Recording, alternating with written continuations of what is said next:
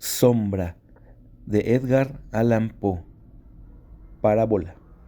Sí, aunque marchó por el valle de la sombra. Salmo de David 23. Vosotros los que leís aún estáis entre los vivos, pero yo, el que escribe, habré entrado hace mucho en la región de las sombras, pues en verdad ocurrirán muchas cosas, y se sabrán cosas secretas, y pasarán muchos siglos antes de que los hombres vean este escrito. Y cuando lo hayan visto, habrá quienes no crean en él, y otros dudarán, mas unos pocos habrá que encuentren razones para meditar frente a los caracteres aquí grabados con un estilo de hierro. El año había sido un año de terror y de sentimientos más intensos que el terror, para los cuales no hay nombre sobre la tierra, pues habían ocurrido muchos prodigios y señales, y a lo lejos y en todas partes, sobre el mar y la tierra, se cernían las negras alas de la peste. Para aquellos versados en la ciencia de las estrellas, los cielos revelaban una faz siniestra, y para mí, el griego oínos, entre otros, era evidente que ya había llegado la alternación de aquel año 794, en el cual, a la entrada de Aries, el planeta Júpiter queda en conjunción con el anillo rojo del terrible Saturno. Si mucho no me equivoco, el especial espíritu del cielo no solo se manifestaba en el globo físico de la tierra, sino en las almas, en la imaginación y en las meditaciones de la humanidad. En una sombría ciudad llamada Ptolemais, en un noble palacio, nos hallábamos una noche 7 de nosotros frente a los frascos del rojo vino de Chios, y no había otra entrada a nuestra cámara que una alta puerta de bronce, y aquella puerta había sido fundida por el artesano Corinos, y, por ser de raro mérito, se le aseguraba desde dentro. En el sombrío aposento, negras colgaduras alejaban de nuestra vista la luna, las cárdenas estrellas y las desiertas calles, pero el presagio y el recuerdo del mal no podían ser excluidos. Estábamos rodeados por cosas que no logro explicar distintamente, cosas materiales y espirituales, la pesadez de la atmósfera, un sentimiento de sofocación, de ansiedad y, por sobre todo, ese terrible estado de la existencia que alcanzan los seres nerviosos cuando los sentidos están agudamente vivos y despiertos, mientras las facultades yacen amodorradas.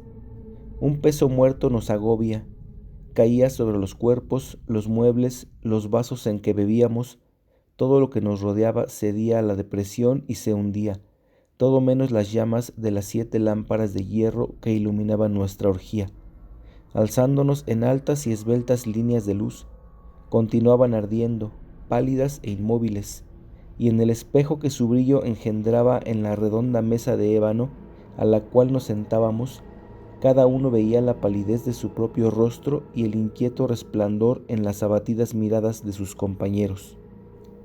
Y, sin embargo, reíamos y nos alegrábamos a nuestro modo, lleno de histeria, y cantábamos las canciones de Anacreonte, llenas de locura, y bebíamos copiosamente, aunque el purpúreo vino nos recordaba la sangre, porque en aquella cámara había otro de nosotros en la persona del joven Zoilo, muerto y amortajado yacía tendido cuán largo era, genio y demonio de la escena. ¡Ay! No participaba de nuestro regocijo, pero su rostro, convulsionado por la plaga, y sus ojos, donde la muerte solo había apagado a medias el fuego de la pestilencia, parecían interesarse en nuestra alegría, como quizá los muertos se interesan en la alegría de los que van a morir. Mas aunque yo, oínos, sentía que los ojos del muerto estaban fijos en mí, me obligaba a no percibir la amargura de su expresión, y mientras contemplaba fijamente las profundidades del espejo de ébano, cantaba en voz alta y sonora las canciones del hijo de Teos. Poco a poco, sin embargo, mis canciones fueron callando sus ecos, perdiéndose entre las tenebrosas colgaduras de la cámara, se debilitaron hasta volverse inaudibles y se apagaron del todo. Y he aquí que de aquellas tenebrosas colgaduras, donde se perdían los sonidos de la canción, se desprendió una profunda e indefinida sombra, una sombra como la que la luna, cuando está baja, podía extraer del cuerpo de un hombre, pero esta no era la sombra de un hombre o de un dios, ni de ninguna cosa familiar, y, después de temblar un instante, entre las colgaduras del aposento, quedó, por fin, a plena vista sobre la superficie de la puerta de bronce. Mas la sombra era vaga e informe, indefinida, y no era la sombra de un hombre o de un dios, ni de un dios de Grecia, ni un dios de Caldea, ni un dios egipcio. Y la sombra se detuvo en la entrada de bronce. Bajó el arco del entablamento de la puerta y sin moverse, sin decir una palabra, permaneció inmóvil. Y la puerta donde estaba la sombra, si recuerdo bien, se alzaba frente a los pies del joven Zoilo amortajado. Mas nosotros, los 7 ahí congregados, al ver cómo la sombra avanzaba desde las colgaduras, no nos atrevimos a contemplarla de lleno, sino que bajamos los ojos y miramos fijamente las profundidades del espejo de ébano. Y al final yo, oínos, hablando en voz muy baja, pregunté a la sombra cuál era su morada y su nombre. Y la sombra contestó: yo soy sombra, y mi morada está al lado de las catacumbas de Ptolemais, y cerca de las oscuras planicies de Cliseo, que bordean el impuro canal de Caronte.